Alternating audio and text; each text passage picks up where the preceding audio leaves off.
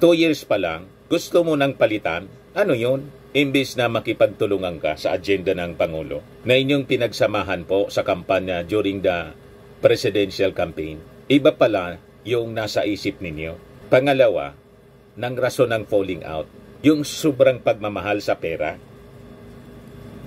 the love of money, yung confidential funds. Lahat ito kasalanan ni Sara. Wala man nagsabi sa kanyang waldasin yung pera. Kasi po, ang pondo ng gobyerno dapat, alam niya, matagal na rin siyang mayor. Nag-vice mayor, nag-mayor. Baka kasi sanay.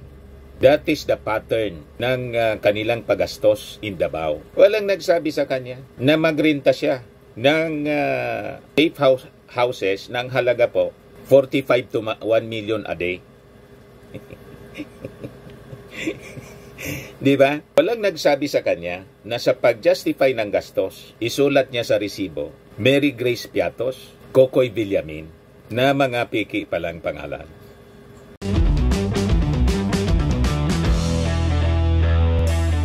Ito naman po yung bago naming product na binibenta online.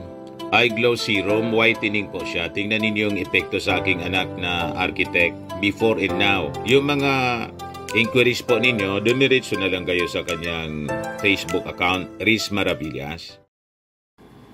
Dumaldal na naman po si Bato. Sabi po ni Bato, yung unit team daw, budol. Yan sabi rito mga kababayan sa balita ng Politico News. Budol ang unit team, Bato de la Rosa laments, broken Marcos Duterte alliance amid impeachment moves versus BP. Sabi sa Impact Leadership, para nating binodol ang taong bayan. Bato calls unit team a scam amid Marcos Duterte falling out.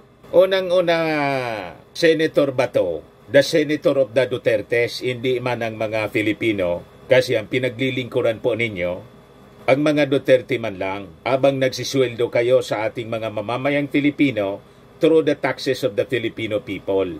Pinaglilingkuran ninyo, interes ni Duterte, interes ni Pacquiao. Ang nanggugulo po, Senator Bato, kaya nagka-falling out na sinasabi mo. Kayo, ang kampo ninyo, si Duterte mismo, si Digong, at saka si Inday. Ang falling out po, ang may kagagawan, wala mang iba po, hindi man po ang Pangulo. Ang Pangulo nga po sabi, never say never.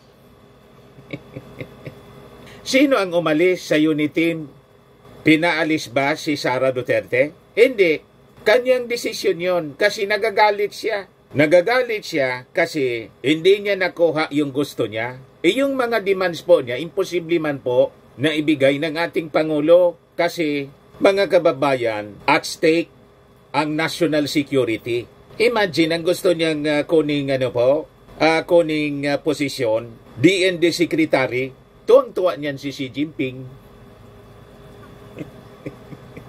At hindi po ang Pangulo ang nangaaway kahit inaaway-away po ninyo. From the very start, nagkakandidato palang mga kababayan sa pagkapangulo, si BBM, tinawag na ng inyong among si Digong na may adik tayong kandidato. Kayo nagsimula po dahil sa masasama ninyong ugali at mga baseless accusations. Pagkatapos sasabihin ninyo, yung unit team is scam. Unang-una, ang desisyon ng pagkikipag-unit team galing kay Sara Duterte. In-invite siya. That is normal in politics. Pero before natin builuhan mga kababayan yung discussion dito sa mga akusasyon nila, click subscribe muna dito sa ating YouTube channel and hit the notification bell para lagi po kayong updated sa mga kaganapan dito sa ating bansa. Like and share na rin po ninyo ng ating video at huwag na rin po ninyo na skip yung ating mga commercial ads para tuloy-tuloy lang ang pag-unlad ng Bagong Pilipinas. At itong ating programa mga kababayan, atid sa inyo nitong ating mga sponsors. Firmax Firming and Lifting Cream. Pinapay po sa mga pulses in affected area. Mainam po ito sa mga pains at paninigas ng mga kaso-kasuan. Ito sa mukha naman yung application, anti-aging, Automax po siya. Ito, iGlow Zero mga kababayan. Whitening po siya. Made in South Korea. Ito naman po, Nengxia Red Mix Fruit Drink. Gawa po siya sa goji berry. May anti-cancer properties po siya. At sa mga naghanap po ng malinis and spacious fitness gym, pumunta lang po kayo sa aming Colossal Fitness Gym. May Grab car rental din po kami. At bills payment po sa aming office. At saka sa mga mahilig po sa mga imported bags, manood po kayo sa live selling ni Madam Eileen Rosales sa kanyang Eileen Closet po. Pati mga shoes, ito yung kanya po. Ito yung kanyang page.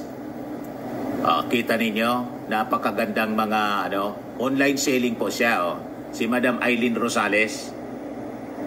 Cellphone number niya po, 773-798-7816. Balikan natin ang ating kwento mga kababayan. Kailangang basagin natin yung mga propaganda ni Senator Bato. Kasi pinalalabas nila mga kababayan, biktima sila ng pambubudol ng ating Pangulong Bongbong Marcos. When in fact, ang katotohanan po, sila yung budol. Pumayag si Sara Duterte sa unit team. Nakipag-unit team siya. Pagkatapos, pagdating ng oras, yung kanyang barkada po na si GMA, imagine, makipagsabuatan po para tanggalin si Speaker Martin. Papayag bang ganon ang ating Pangulong Bongbong Marcos? Hindi po paiisa kasi sa inyo. Alam ng Pangulo ang agenda ninyo po. Hindi lang nagsasalita. Minaliit ninyo ang kakayahan at tatalino ng ating Pangulong Bongbong Marcos. Wala pa kayo sa kalahati sa mga Marcoses po, sa experience sa politika. Kaya kayo ngayon nanggagalaiti kasi hindi po umobra ang mga plano ninyo to cut short the presidency of the President, of our President Bongbong Marcos. Nang unang hakbang, makipagsabuatan kay GMA, the original member ng The Platters. Inagsumbong yung mga congressmen. Ayun, doon nagsimula ang galit ni Sara Duterte na booking yung Plan B. Huwag kami ba to? Na booking yung pambobodol ninyo. Ngayon, sinasabi ninyo na bodol yung unit team. Ang nangaaway po kayo. Ang ating Pangulo, mga kababayan, nandun lang sa agenda ng bagong Pilipinas ang pagpaunlad sa ating bansa. Kaya nga po itong impeachment na sinasabi ninyo, ayaw man ang Pangulo po. Nagsabi na yung ating Pangulo. Pagkatapos sasabihin ninyo, dahil sa impeachment, yung unit team is scam. Ang impeachment po, product ng kagagawa ni Sara Duterte. Binigyan siya ng confidential funds para gamitin sa tama. Ginamit niya sa mali. Ito ngayon, naghain ng impeachment complaint. Hindi man po yung majority congressman. Kasi ang instruction ng ating Pangulo, nag-text nga po yung text nag-leak. Hindi siya pabor sa impeachment. Nagsalita nga ngayon mga kababayan, maging yung National Security Council. Yan binabatikos po ng National Security Council Executive. Ito anyang impeach BP bid for political mileage lang anya ng mga nagsampa. Sino ang nagsampa po? Akbayan. Ang Akbayan po, anti-Marcos. Civil society groups. Si Nadeles, si Father Reyes, yung liberal, mamamayang liberal, si Laila de Lima. Tapos, yung second impeachment case, ang nag-file po Makabayan Black, anti-Marcos, anti-Duterte. So, paano binodol kayo ng ating Pangulong Bongbong Marcos sa issue ng impeachment case na ang posisyon ng ating Pangulong Bongbong, huwag nang isulong ang impeachment kasi wala man siyang maitutulong para umangat ang buhay ng mga Filipino. Matatali lang yung Congress sa usapin ng impeachment. Hindi kayo kumbinsido? Wala kayo sa inyong gustong isipin. Pero yung ating Pangulo, yun ang posisyon, napakalinaw. Kahit nga yung NSC, nagsalita na po. Yung INC, sumusuport sa posisyon ng ating Pangulong Bongbong. Nagagalit nga yung napakaraming mga mamamayang Filipino ngayon kung bakit gano'n na lang kamartir. Yung ating Pangulong Bongbong, pinagbantaan na lahat. Gustong pugutan ni Sara, ipahukay yung kanyang tatay. Pinagbantaan na ipapapatay. Pati yung kanyang asawang si Lisa at yung pinsan na si Martin Romualdez. Pero ang posisyon ng ating Pangulo, huwag nang isolong ang impeachment. Kulang pa ba yun? Senator Bato? Pagkatapos, yan pang sasabihin ninyo na binodol kayo dahil sa impeachment ang kampo ninyo. binodol ng ating administrasyon. Paano binodol? Consistent ang ating Pangulong Bongbong Marcos bilang isang statesman. Ayaw niya ng gulo. He is a peacemaker. Abang kayo po, ang kampo ninyo, troublemaker. Kayo yung nanggugulo. Tapos sabihin ninyo, bodol ang unity. Ang bodol po, yung ka-unity, hindi po yung ating Pangulong Bongbong. Yan sabi ni Bato rito, basahin ko po sa inyo. Senator Ronald Bato de la Rosa has described the unity team as a scam following the falling out between President Ferdinand Marcos and Vice President Sara Duterte. Ang falling out po, ginawa unilaterally. Walang kinalaman sa falling out po yung Palasyo Malacanang. Yung ating Pangulo, walang kinalaman. The President has no hand sa falling out. Ang falling out po, ang cause, lahat si Sara. Dahil sa kanyang grabing pagnanasa sa presidency. Ano ang ebidensya na grabe pagnanasa niya? Imagine, buhay na buhay pa, very healthy yung ating Pangulo, inappoint na niya yung sarili niya as designated survivor. Yung pag-designate niya sa sarili niya, pag-appoint niya as designated survivor, yon ang pinakang malakas na katibayan na ebidensya ng kanyang grabing pagnanasa na maging Pangulo. That is unbecoming mga kababayan of a Vice President na ka-unity. Ka-unity mo, pagkatapos 2 years pa lang, gusto mo nang palitan, ano yun? Imbis na makipagtulungan ka sa agenda ng Pangulo na inyong pinagsamahan po sa kampanya during the presidential campaign. Iba pala yung nasa isip ninyo. Pangalawa, ng rason ng falling out, yung sobrang pagmamahal sa pera, the love of money, yung confidential funds. Lahat ito kasalanan ni Sara. Wala man nagsabi sa kanyang waldasin yung pera. Kasi po, ang pondo ng gobyerno dapat, alam niya, matagal na rin siyang mayor. Nag-vice mayor, nag-mayor. Baka kasi sanay.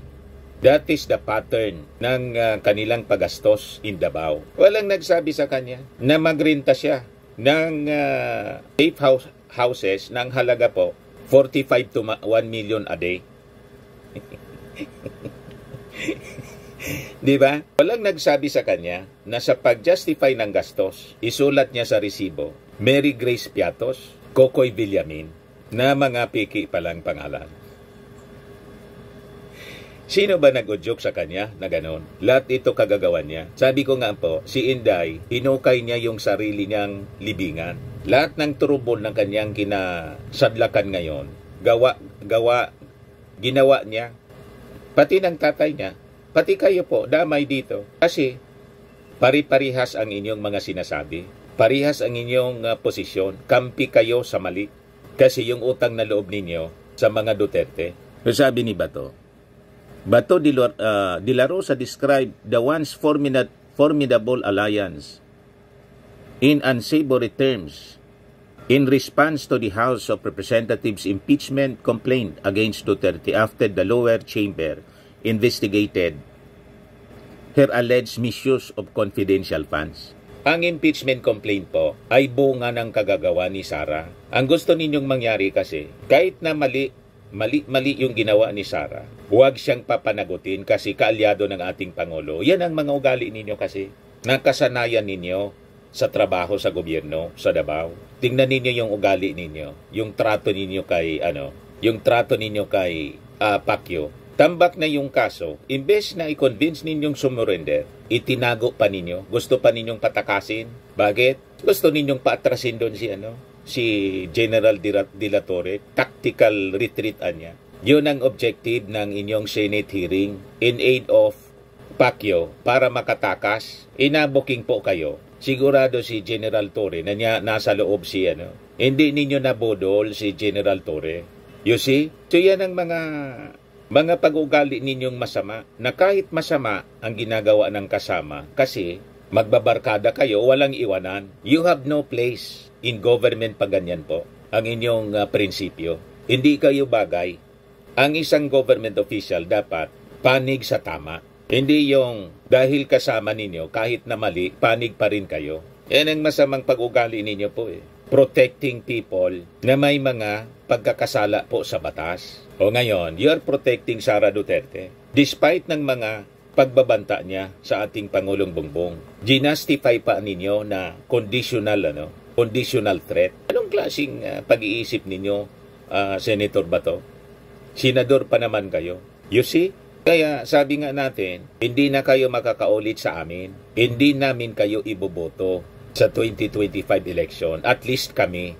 Ibala ka mangumbinsi kung may makumbinsi ka pang mga Pilipino. Di wow. Pero kami po, hindi kami boboto sa iyo. Sa ugali po ninyong yan, sayang ang buwis ng ating mga mamamayang Pilipino. So sabi niya dito, ang pinanghihinayang ko lang yung unit team, yung nagtutulungan noon para naging binodol ang taong bayan. Unit team noon, tapos ngayon, nagtitirahan. Parang inisahan natin ang taong bayan. Paano nagtitirahan? Kayo lang naman ang tumitira. Sino ba yung umatake ng umatake? Sino nagsimula ng gulo? Di ba yung amo mong si Digong? Kampanya pa lang, inaakusahan na niya yung ating Pangulong Bongbong na adik. May adik tayong presidente? O may tumatakbo na presidenteng gumagamit ng pinagbabawal na gamot? Ang pagsabihan mo, yung amo mo, ang pagsabihan mo si Inday, si Sara Duterte ang pagsabihan mo. Sino ba yung nagbanta ng nagbanta? Sino ba yung nagsabi ng tambaloslos? Sino yung gustong magpahukay? Sino yung gustong mamugot? Sino yung nagmura na nagmura? At pinagbantaan yung ating Pangulong, papatayin niya? Si Lisa Marcos, pati si Martin Romualdez. Sino? May narinig kayong ganyang mga pagbabanta galing kay Martin Romualdez? Galing sa ating Pangulo? Galing kay Lisa Marcos? Di ba wala? Yung ating Pangulo, hindi nga nagsalita po doon sa pagpahukay sa kanyang tatay. Hindi nga nagsalita nang ini-imagine ni Sara Duterte na tanggalan ng ulo ang ating Pangulo. Hindi na niya pinatulan. Pero sumobra siya ng pagbantaan na ang kanyang buhay. Pati si Lisa, pati si Martin. Sabi ng ating Pangulo, papalagang ko yan. Tama lang po. Pero yun lang ang sinabi. Wala nang iba. Pagkatapos sinulong yung impeachment. Ang sumulong ng impeachment, nag-file po, hindi man niya kakampi, hindi niya kaalyado.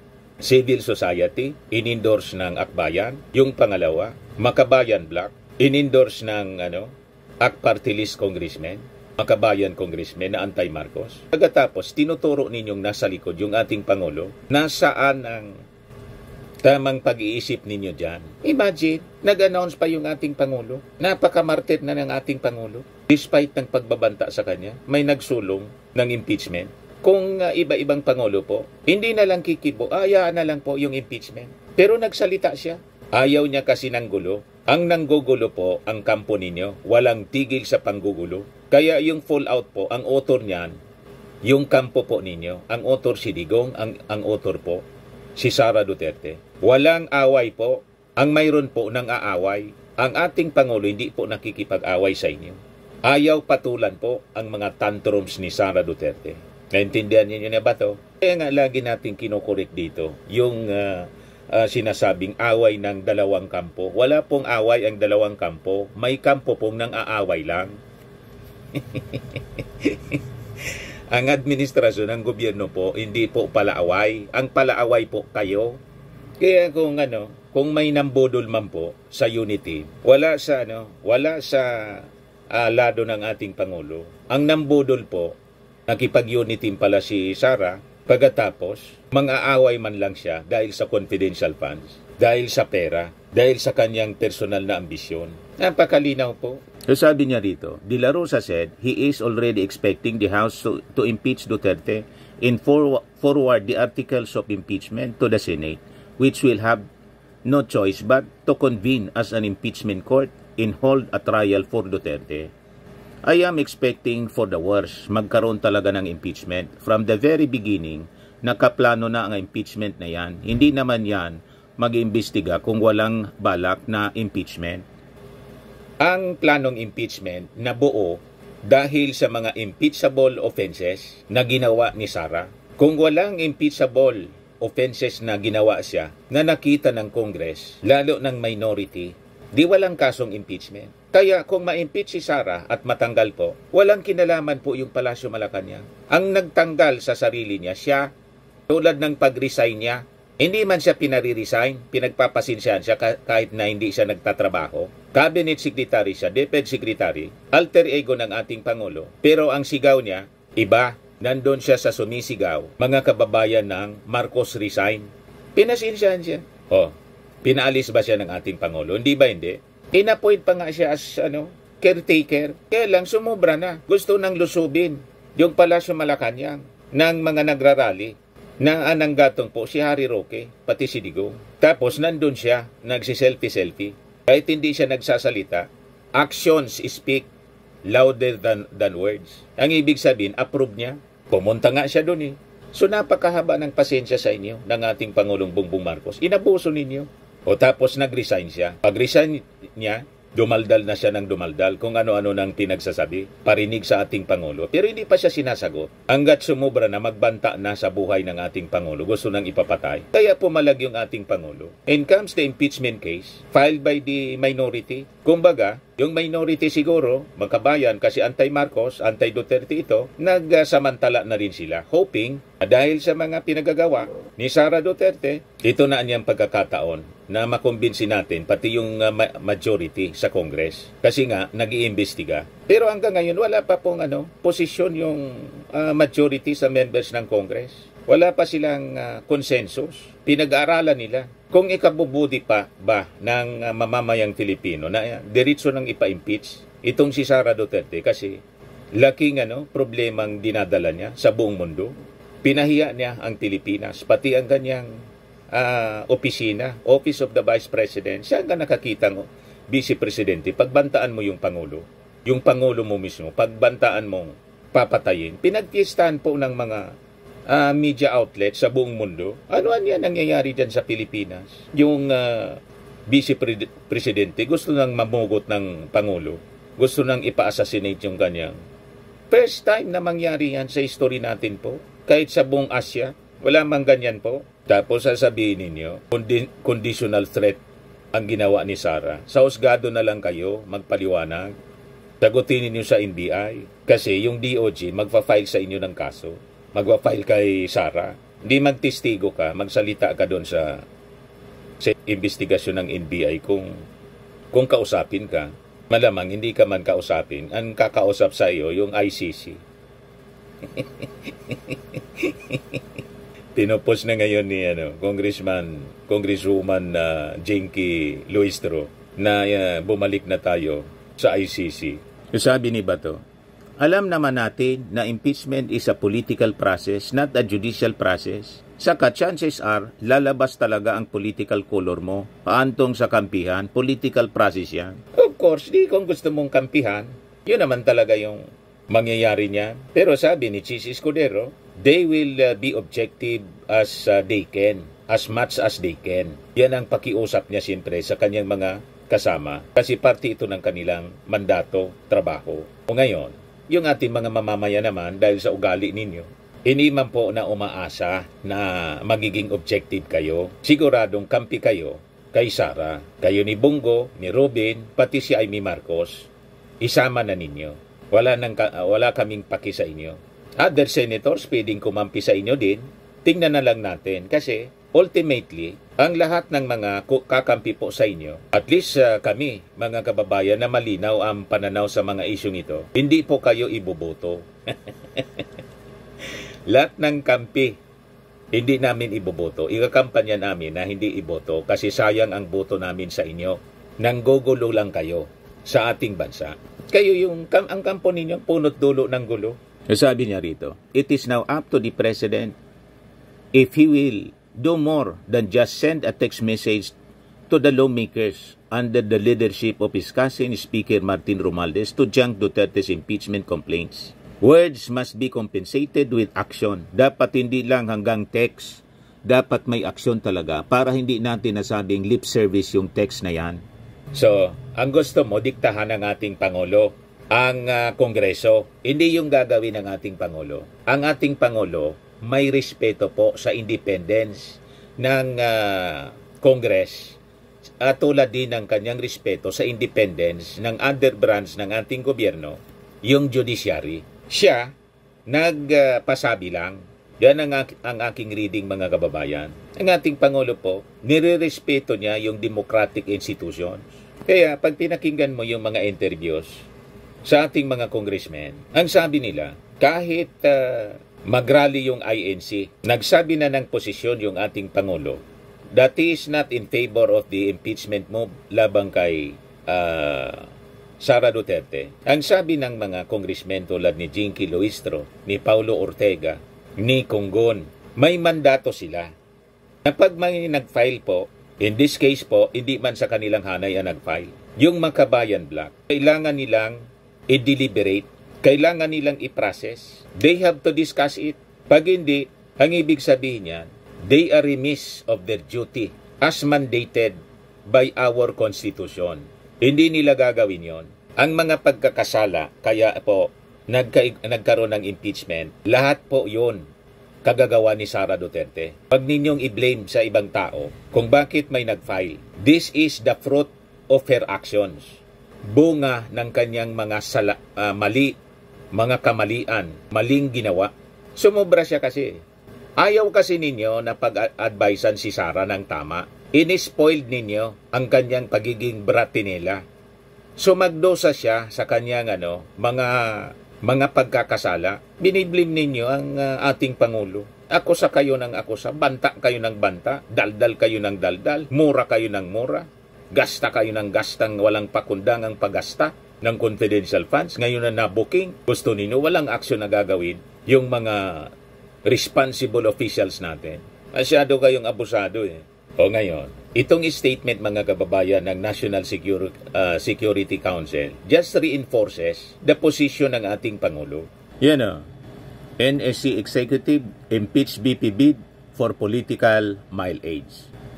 Accuses Makabayan lawmakers of opportunism. So sa tingin po ng National Security Council, nagsasamantala yung mga Makabayan bloc. Gustong gamitin itong opportunity nila para may advance ang kanilang agenda. Kita ninyo? So sabi po ni NSC Assistant Director General Jonathan Malaya, Makabayan calls for impeachment niya. Very clearly, it is political opportunism and for political mileage. So sabi po ni Malaya, the position of the NTF-ELCAC, National Task Force to End Local Communist Armed Conflict is very clear. We agree with the President. We agree that the Makabayan's impeachment of BP Sara is a distraction from the urgent issues facing the country, sabi po ni Malaya. The President is correct. It will tie down the Senate in the House. The President is just concerned with addressing the needs of the Filipino people. So ganun po kamartir yung ating Pangulo. It is service to the Filipino people above self.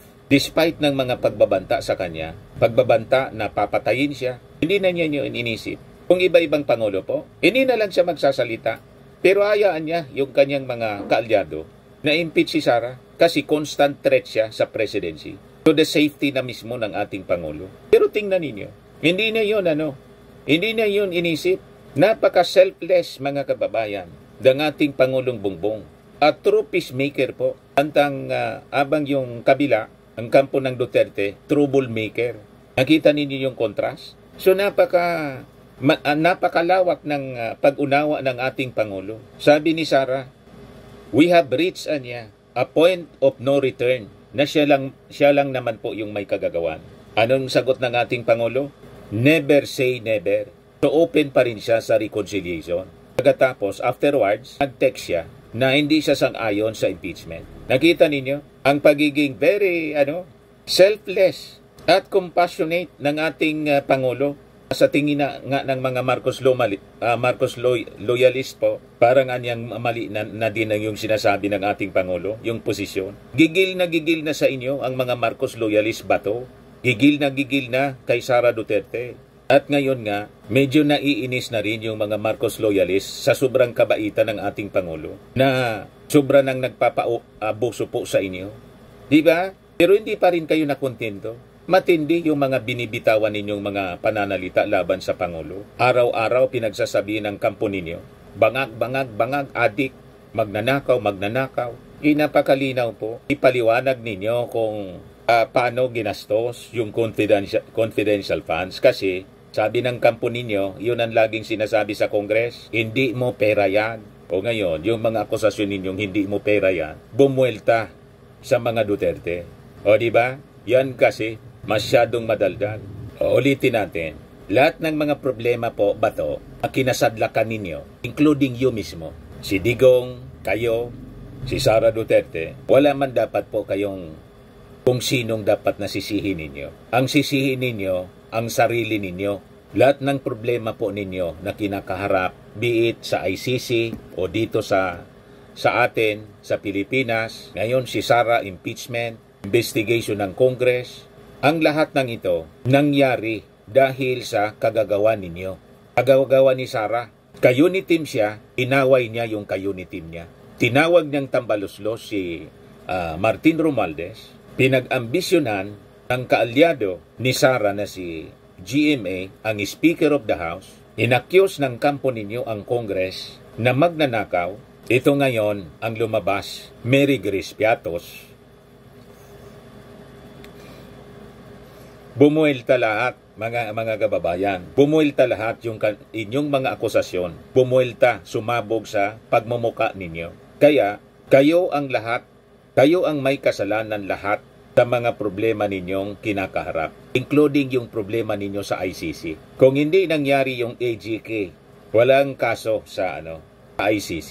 O ngayon, may move na sa Congress, at least one member of Congress, si Jinky Luistro. Ibigay ko po sa inyo. Yan si Jinky, a rising star in Congress. Sabi niya, it is imperative niya for the Philippines to rejoin ICC as last resort to domestic justice system. Luistro, a lawyer, criticized the decision of the previous administration under former President Rodrigo Duterte to withdraw from Rome Statute in 2019. Sabi niya, the decision niya to depart from the Rome Statute was devastating decision. It is a devastating decision, sabi po ni Luistro, emphasizing that the move sent a negative message niya to the international community about the Philippines' commitment to human rights and the strength of its democratic institutions.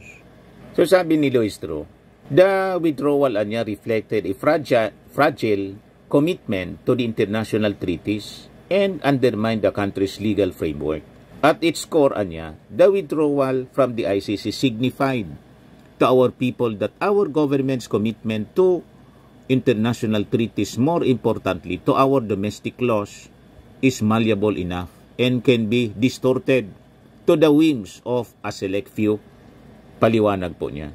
So sabi po ni Luistro, as a member niya of the House Committee on Good Government and Public Accountability at saka ng Quad Committee investigating alleged extrajudicial killings at saka yung maling paggamit ng confidential funds, Luistro invoked the principle of the rule of law.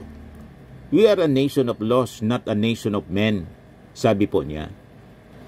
Paliwanag ni Luistro na rejoining the ICC niya would reaffirm the country's commitment to international norms and strengthen its legal framework in holding perpetrators of grave crimes accountable, that regardless of their status, economic standing, or power, no one is above the law. So, si Luistro, mga kababayan, is a close ally of the administration, of the president, belonging to the majority coalition. So, with that statement po, may malalim na kahulugan po ito.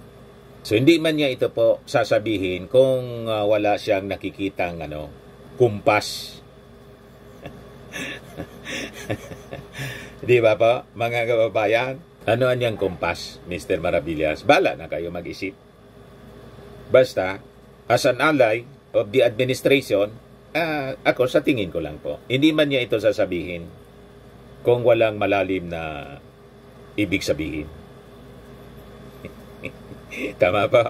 Ulitin natin, balikan natin si Sara Duterte para turuan natin mag-isip ng tama itong si Bato. Direkta na nating sasabihin kay Bato, Bato, ang lahat ng problema ninyo, kampo ninyo, si Digong, kayo, si Bongo, si Sara Duterte, lahat ng problema ninyo at kaso, itong mga kasong ito, including the impeachment laban kay Sara Duterte, ito po nangyari dahil sa kagagawa ninyo. Sara is facing an impeachment complaint sa Congress. Ang dahilan niyan siya. Siya ang may gawa ng lahat ng niyang problema. Lahat niyong problema. Malinaw po, Huwag ninyong ituturo kung sino-sinong tao. Huwag ninyong ibiblame sa kahit kaninong tao ang mga problema ninyong kinasadlakan. Kasi no one is to be blamed kundi yung sarili ninyo. Malinaw na ba to? Sa mga naghanap ng malinis and spacious fitness gym, pumunta lang po kayo sa aming Colossal Fitness Gym. We also offer Grab Car Rental with our brand new 2023 model ng Toyota Innova.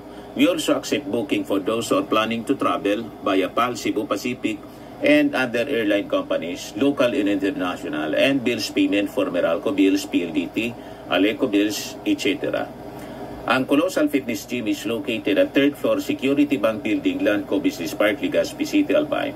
For inquiries, look for Chilon Maravillas. Contact number 0966-802-0949. Yan yung aming Innova. Lagi na pong matao sa amin. Pati mga foreigners po, tingnan ninyo, mga British tourists sila. Ang lalaki ng katawan na, mga kababayan, nag-gym sa amin. Ito naman po, Indian National. Ito mga mga European sila. Ito naman yung bago naming product na binibenta online, Eye Glow Serum. Whitening po siya galing sa South Korea. Tingnan ninyo yung epekto sa aking anak na architect entrepreneur, Riz Maravillas. For inquiries, look for Riz Maravillas on FB. Ito naman po, Firmax Firming and Lifting Cream. Pinapahid po ito sa mga pulses and affected area. Mainam po ito sa mga pains at paninigas na mga kaso-kasuan. Ito po, Automax Radiant Serum. Sa mukha naman yung application. Anti-aging po siya. You will look 10 years younger than your age. Sa mga cancer patients naman po, baka lang gusto niyo itong itry. Nengxia Red Mix Fruit Drink. Hindi man po siya gamot, food supplement siya. Kaya lang, gawa siya mga kababayan sa goji berry.